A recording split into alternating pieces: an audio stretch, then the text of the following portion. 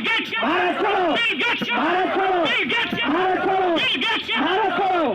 कि हमारे साथ ज़बरदस्ती हो रही है। ज़बरदस्ती क्या हो रही है? मास्क की ज़बरदस्ती, वैक्सीन की ज़बरदस्ती, आरटीपीसीआर टेस्ट की ज़बरदस्ती। जबकि मैं टेस्ट की सच्चाई बताना चाहता हूँ, ये टेस्ट बिल्कुल फर्जी है। भारत छोड़ो आंदोलन की 80वीं वर्षगांठ के अवसर पर अपने देश भारत पर विश्व स्वास्थ्य संगठन और बिल गेट्स के द्वारा गलत नीतियां थोपने से भारत की जनता को हो रही परेशानी से छुटकारा दिलाने के लिए बिहार के सभी जिलों से आए युवाओं के साथ शांतिपूर्ण रूप से 1 दिवसीय विरोध रूपी धरना दिया गया। इस कार्यक्रम के माध्यम से लोगों को बताया गया कि भारत में बिल गेट्स ने प्रकृति विरोधी, जीवन विरोधी एजेंडा जैसी कई तकनीकों को फंड कर रहा है, जिससे धरती पर हमारे अस्तित्व को ही खतरा पैदा हो रहा है। इस धरने को आयोजित करने वाले राकेश कुमार का कहना था कि बिल गेट्स एक माफिया है जो भारत में Bill Gates and Melinda Gates foundation के सीरम इंस्टीट्यूट ऑफ इंडिया और भारत बायोटेक को टीके बनाने के लिए काफी फंड दिया है। धरना करने का मकसद ये है कि हमारे यहाँ जो कोरोना के नाम पे जो वैश्विक षड्यंत्र है, जिसका शिकार जो है हमारा भारत भी है, और हमारी भारत सरकार जो है पूरे विश्व की जिसके ऊपर बागडोर है, जैसे कि बिल गेट्स कह लें, रॉकफेलर कह लें या मेडिकल माफिया कह लें, उनके चंगुल में फंस चुके हैं पूरी तरह से। इस झूठे कोरोना के नाम पे जो है आरटीपीसीआर टेस्ट और पता नहीं नेगेटिव पॉजिटिव का चक्कर खेल करके लोगों को ज़बरदस्ती पॉजिटिव साबित करके लॉकडाउन लगा करके एक आम लोगों को रोड पे ले आने का काम कर रही है। साथ ही ज़बरदस्ती वैक्सीनेशन के खिलाफ कि तुम ये नहीं करोगे, तुम इधर नहीं आने दिया जाएगा, यात्रा नहीं करने दिया जाएगा, हॉस्पिटल में नहीं जाने दिया जाएगा। एक ज़बरदस्ती हमारे एक लाइफ स्टाइल में जैसे एक शुगर जाँच होता है, वैसे ही हमारे यहाँ लाइफ स्टाइल में एक कोरोना नाम का टेस्ट जोड़ दिया जाता है। अभी आप किसी भी हॉस्पिटल में जाते हैं, किसी बीमारी को लेकर के सबसे पहले आपको एक कोरोना टेस्ट किया जाता है, उसके लिए 1500 मतलब आपके एक रोज़ के लाइफ स्टाइल में एक नया टेस्ट जोड़ दिया जाएगा, जिसकी वजह से मेडिकल माफियाओं को एक अच्छा खासा मुनाफा पहुंचाने का काम करेगी हमारी सरकार और कर रही है। तो इसी के खिलाफ हम लोगों का प्रदर्शन है और साथ में ज़बरदस्ती जो वैक्सीनेशन है उसके खिलाफ। बहुत सारे वैसे लोग हैं हमारे यहाँ जो आफ्टर वैक्सीनेशन उनको पैरालिसिस में आ रहा है। मेरा नाम डॉक्टर शौर्य है, मैं डॉक्टर हूँ और मैंने अपने चिकित्सा के दौरान बहुत सारे वैसे पेशेंट देखे हैं कि आफ्टर वैक्सीनेशन अगर उन किसी को कैंसर तो कैंसर सेल्स में काफ़ी बढ़ोतरी हो गई है, इन्हें उनकी परेशानियाँ और बढ़ गई हैं। महिलाओं में उनकी मासिक अनियमितता हो गई है। कई लोग जो मेरे आपके दर्शक जो मुझे सुन रहे होंगे उन्होंने भी अपने आप में महसूस किया होगा कि आफ्टर वैक्सीनेशन बहुत सारा कॉम्प्लिकेशन उनको होना शुरू हो गया है। तो ये वैक्सीनेशन कोई सफल वैक्सीनेशन नहीं है, बस ट्रायल मोड में है, हम सबको दिया जा रहा है और इससे लेने के बाद आपके स्पर्म काउंट तक डिस्ट्रैक्ट कर जा रहे हैं, इसकी भी संभावना है, नपुंसकता तक बढ़ेगी, बहुत तरह की परेशानी है इस वैक्सीनेशन में। तो ये ज़बरदस्ती जो वैक्सीनेशन है कि नहीं आप इस वैक्सीनेशन के बिना वहाँ नहीं जा सकते हो, ये नहीं कर सकते हो, इसके खिलाफ में। और ये वैक्सीनेशन एक नहीं है ना, पहली वैक्सीनेशन है, फिर दूसरी वैक्सीनेशन, फिर तीसरी वैक्सीनेशन, कभी मंकी पॉक्स लाया जाएगा, कभी कुछ लाया जाएगा।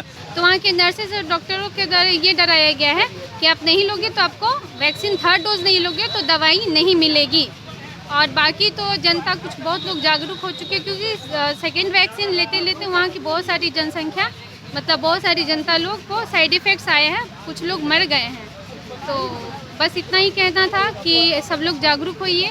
सरकार कभी लिखित में नहीं दे रही है कि आप ज़बरदस्ती वैक्सीन लगाइए, क्योंकि आप कभी भी कहीं भी जाओगे और कहीं भी बोल रहा है कि आप वैक्सीन लो, आपको ये नहीं दिया जाएगा, तो आप वहाँ से बोलो कि आप हमें लिखित में दो, डॉक्यूमेंट दो कि आप हमें दवाई नहीं दोगे।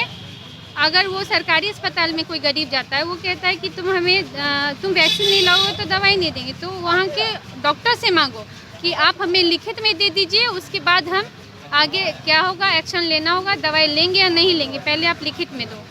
ये जो अगर ये मांगे पूरी हो जाती है तो हमारा देश पूरा बच सकता है। 2 ही मांगे हैं। पहला मांगे है कि हम लोग को WHO जो है इसको भारत से हटाना है, और मेन है दूसरा है बिल गेट्स। ये मेन वो आदमी है जो ये पूरा बिल गेट्स ये वो मतलब है बिल गेट्स जो अमेरिका में रहता है और अमेरिका का बहुत ज़्यादा एरिया उसके कब्जे में है, मतलब पूरा खरीद चुका है। अमेरिका आधा से ज़्यादा 80% जो एरिया है उसके अंदर है, समझ लीजिए इतना मतलब बड़ा आदमी है। और उसके पास जितना जो मेडिसिन चल रहा है, फार्मेसी जो भी सब उसी के कंट्रोल में है।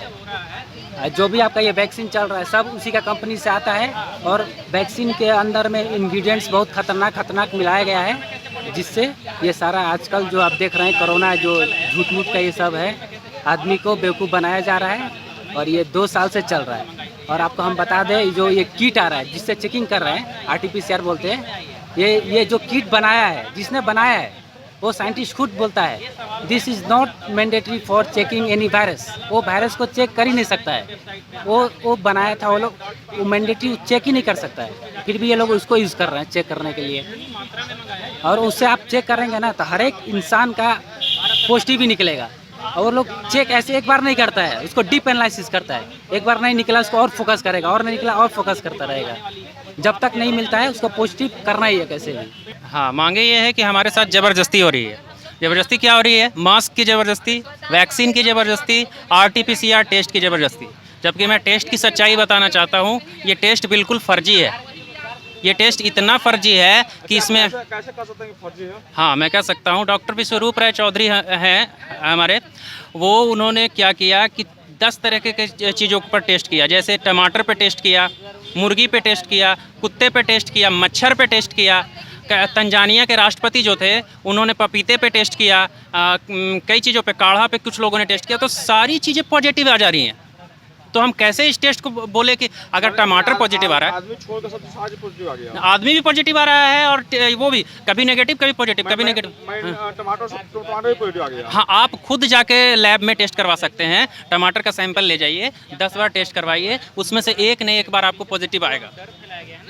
आप करके देख सकते हैं। दूसरी बात है कि तंजानिया के राष्ट्रपति ने जब ऐसा बोला तो उनकी हत्या करवा दी गई। आप गूगल करके देख लीजिए कि उन्होंने बोला था कि नहीं। अभी हमारे देश के जो क्रिकेटर हैं मुरली विजय, उन्होंने साफ बोला कि मैं क्रिकेट छोड़ दूंगा लेकिन वैक्सीन नहीं लूँगा। दुनिया के जो सबसे बड़े टेनिस के खिलाड़ी हैं, इसको भी आप गूगल कर सकते हैं, उन्होंने बोला कि मैं टेनिस छोड़ दूंगा लेकिन वैक्सीन नहीं लूँगा। क्या कारण है?